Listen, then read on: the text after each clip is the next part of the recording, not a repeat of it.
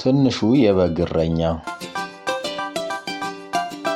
በጎችን ከተኩላና ሌሎች አውሬዎች የሚጠብቅ አንድ ትንሽ ልጅ ነበር። ትንሹ የበግ እረኛ ግልገሎችንና በጎችን መስክ ወስዶ ያሰማራ ነበር። ከቤቱ ትንሽ ራቅ ያለ ተራራ ላይ ከጠዋት እስከ ማታ በጎችን በመጠበቅ ጊዜውን ያሳልፍ ነበር። በእረኝነት ጊዜውን ሲያሳልፍ ቀኑ እየረዘመበት ይደብረው ነበር።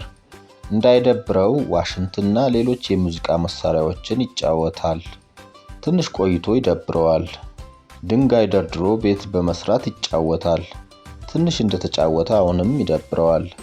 የዛፍ ቅጠል ቆርጦ ውሃ ላይ በማንሳፈፍ ሲጫወት ይቆያል። አሁንም ትንሽ ቆይቶ ይደብረዋል። ቀኑ በጣም ረጅም ይሆንበታል። ትንሹ የበግ እረኛ አንድ ቀን ጠዋት ሐሳብ መጣለት። ሰዎች እሱ ጋር መጥተው እንዲያወሩት የሚያደርግ ሐሳብ ነው የመጣለት። ድምጹን ከፍ አድርጎ መጮህ ጀመረ። እርዱኝ! እርዱኝ! ተኩላ መጣብኝ! ብሎ ጮኸ።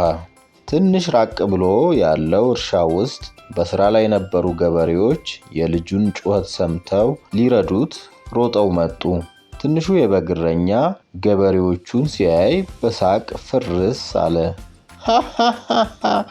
ውሸቴን ነው፣ ተኩላ አልመጣብኝም አላቸው። ገበሬዎቹም በልጁ ተግባር ተበሳጭተው ወደ ስራቸው ተመለሱ። ብዙም ሳይቆይ ትንሹ የበግ እረኛ አሁንም ደበረው። እንደለመደው ተኩላ መጣብኝ ብሎ ጮኸ። ገበሬዎቹ በድጋሚ ልጁን ከተኩላ ሊያስጥሉት መጡ። ትንሹ የበግ እረኛ እየሳቀ አውቄ ነው፣ ተኩላ አልመጣብኝም አላቸው። በዚህ ጊዜ ገበሬዎቹ በጣም ተናደዱ።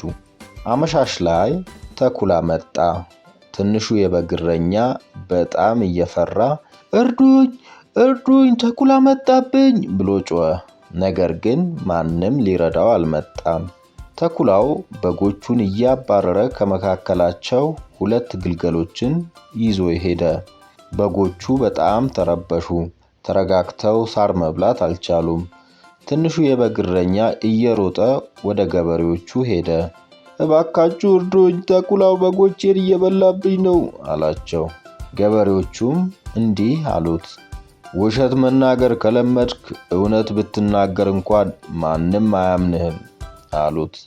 ትንሹ የበግ እረኛ ውሸት ባይናገር ኖሮ ግልገሎቹ በተኩላ አይበሉም ነበር። ተረቴን መልሱ፣ አፌን በዳቦ አብሱ።